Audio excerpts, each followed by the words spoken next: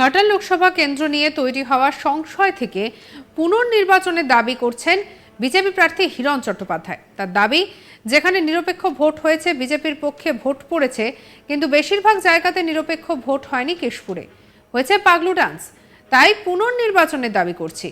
পাল্টা শনিবার রাতেই দেবের প্রশ্ন, ইতিপূর্বে কেশপুরের কোনো নির্বাচনে এত বাহিনী দেওয়া হয়েছিল, এত সিসিটিভি, এত ব্যবস্থা কি আগে কখনো হয়েছিল? তারপরেও প্রশ্ন কেন? ঘাটাল লোকসভা কেন্দ্রের বিজেপি প্রার্থী হিরণ চট্টোপাধ্যায় শনিবার 26শে মে সকাল থেকেই যেখানেই বুথ পরিদর্শনে গিয়েছেন, সেখানেই বাধা এবং উত্তেজনার মুখোমুখি হতে হয়েছে।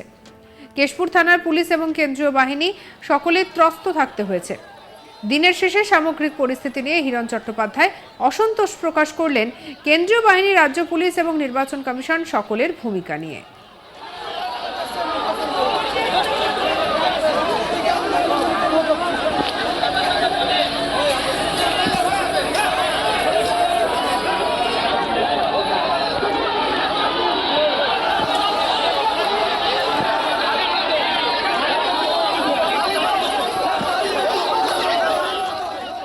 তার দাবি, নির্বাচনটা পাগলু ডান্স হয়ে গিয়েছে, পুনর্নির্বাচনের দাবি করছি। কি বলছেন শুনবো। আমরা জানাচ্ছি নির্বাচন কমিশনকে আমরা পুনর্নির্বাচন করার জন্য আবেদন করব। কারণ আপনারা দেখেছেন যে প্রার্থীকে যেতেই দেয়নি, আমাকে কেশপুরে ঢুকতেই দিল না, সেখানে আমাকে আটকে দিল, মুখ বাসানোতেই আটকে দিল। তো প্রার্থী যদি গণতান্ত্রিক দেশেতে সে নিজের ভোটারদের সঙ্গে দেখা করতে না পারে, সে নির্বাচন কিসের নির্বাচন? নির্বাচন নামে প্রহসন। এখানে তো আজকে নির্বাচন হয়নি, আজকে পাগলু ডান্স করেছে এখানে।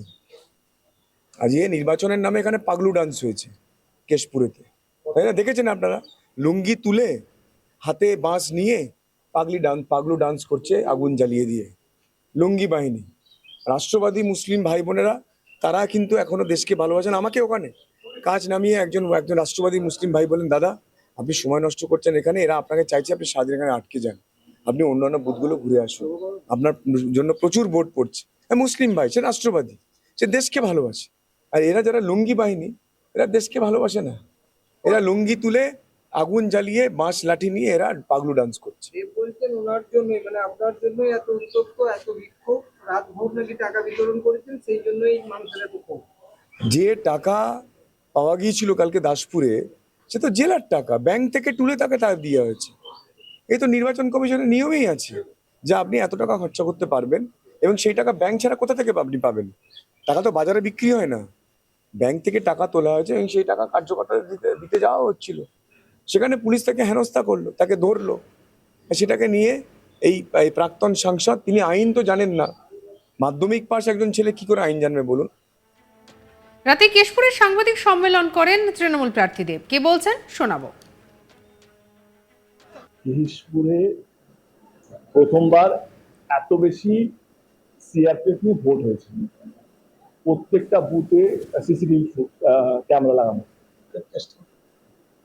এবং যেইভাবে ভোট হয়েছে কেশপুরে, আমার মনে হয় এর আগে এরকম ভাবে এত নিরপেক্ষ ভাবে বা এত এত নিট অ্যান্ড ক্লিন ভাবে ভোট আগে আমি বলবো কি এই লেভেলে হয়নি, এই লেভেলে হাই সিকিউর, যাতে প্রত্যেকটা দল সিকিউর ফিল করে।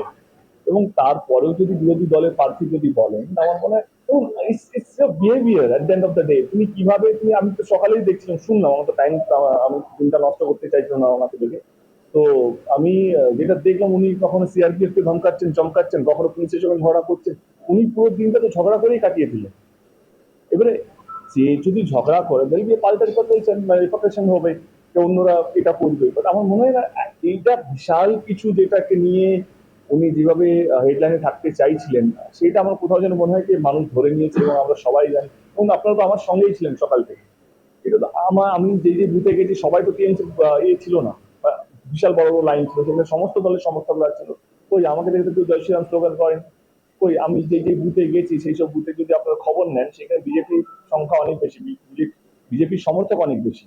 সেই বুথে আমি গেছি, আমাকে কেউ কিছু বলেনি, কেউ কিছু না, কারণ আমি, মানুষ জানে যে অ্যাজ এ হিউম্যান বিং কেমন, মানে সেটা আমাকে আলাদা করে বোঝাতে হবে না। কিন্তু হিরণ বাবু যেভাবে পার্সোনালি আক্রমণ করে, যেভাবে অ্যাটাক করে, যেভাবে কথাবার্তা বলে, আমার মনে হয় সেখানে গ্রহণযোগ্যতা খুব কম হিরণ বাবুর কাছে। এবং আমি আবার বলছি আপনাদের ক্যামেরার সামনে, এইবারে বিজেপি ভোটাররাও হয়তো হিরণের জন্য বিজেপিকে ভোট দেবে না, কারণ ওনার আচরণ, ওনার ব্যবহার, ওনার কথাবার্তা, ওনার যেভাবে রাজনীতির যে মার্গদর্শন বা যেভাবে উনি রাজনীতি দেখছেন, আমার মনে হয় সেটা বিজেপির ভোটাররাও, মানে যারা সমর্থক, তারাও এটাকে ঠিকভাবে নেয়নি, এবং সেটা আমরা বুঝতে পারবো। আমরা 4 জুন আমরা দেখতে পাবো এবং বুঝতে পারবো, যদি আমি আগের থেকে বেশি মার্জিনে জিতি, তার মানে ডেফিনেটলি যারা সৌমি বিজেপি ভোটার সাপোর্ট করে আছে। যতটুকু আমার মনে হয়, কেশপুরে প্রথমবার রক্তহীন, কোনো মারপিট ছাড়া, কোনো কিছু ছাড়া ভোট হয়েছে, এবং আমি খুব খুশি যে যেই ভাবে আমি চাইছিলাম নির্বাচনটা হোক, কোনো মারপিট ছাড়া, কোনো দুটো কর্মীর মধ্যে ঝামেলা হবে সেটা হবে, যেটা আমি 3 মাস ধরে আপ্রাণ চেষ্টা করেছিলাম নিজেকে, নিজের মুখটা বন্ধ রেখে, যতই আমার পার্সোনাল আক্রমণ হোক না কেন, আমি এই কারণে আক্রমণটা করতাম না, কারণ আমার আক্রমণ করলে কোথাও যদি দুটো কর্মীর মধ্যে ঝামেলা যাতে না লাগে, সেজন্য আমি সবটাই নিজের মধ্যে নিয়ে কোনোদিনও কাউকে উত্তর দিইনি। আজকে যেহেতু নির্বাচনটা শেষ হলো ঘাটাল লোকসভা কেন্দ্রে, এবং আমরা ওভারঅল নির্বাচনকে নিয়ে খুব খুশি। দুটো আর এদিকে এ নিয়ে আমাদের কালেক শাহজাহান আলীর কি রিপোর্ট দেখাবো। ঘাটাল লোকসভা কেন্দ্রের কেশপুর এলাকার এর আগে কোনো নির্বাচনে কি এত বেশি পরিমাণে কেন্দ্রীয় বাহিনী ছিল, নাকি এত সিসিটিভি লাগানো হয়েছিল? এবার এই বিরল আয়োজন কেন? তারপরেই বা প্রশ্ন কেন? এমন একাধিক প্রশ্ন তুললেন শনিবার দিনভর ভোটের শেষে ঘাটাল লোকসভা কেন্দ্রের তৃণমূল প্রার্থী দেব তথা দীপক অধিকারী। তার দাবি, এর পরেও বিরোধীরা তথা বিজেপি প্রার্থী হিরণ কিভাবে প্রশ্ন তোলেন যে ভোট হয়নি, পাগলু ড্যান্স হয়েছে। উল্লেখ করা যায়, শনিবার 2024 লোকসভা নির্বাচনের 6ষ্ঠ দফার ভোটে ঘাটাল লোকসভা কেন্দ্রে ভোট হয়েছে। আর সেই ভোট ঘিরে দিনভর উত্তেজনা ছিল ঘাটাল লোকসভার কেশপুর বিধানসভা ক্ষেত্রে। যেখানে গিয়েছেন হিরণ তথা বিজেপি প্রার্থী, সেখানেই উত্তেজনা, বাধার মুখে পড়া, সংঘর্ষ, একাধিক পরিস্থিতি তৈরি হয়েছে। রক্তক্ষয়ী সংঘর্ষ না বললেও আগুন জ্বালানোর মতো ঘটনাও ঘটেছিল। সেখানে সামাল দিতে কেশপুর থানার পুলিশ তো বটেই, সেন্ট্রাল ফোর্সের বাহিনীকেও রীতিমতো বেগ পেতে হয়েছে, এবং একটা সময় হয়েছে যখন তারা সকলেই ব্যর্থ হয়ে হিরণকে ফিরে যেতে অনুরোধ করেছিলেন। তারপরেও দিনের শেষে হিরণ চ্যাটার্জি অভিযোগ করেছিলেন যে ভোট হয়নি, পাগলু ড্যান্স হয়েছে।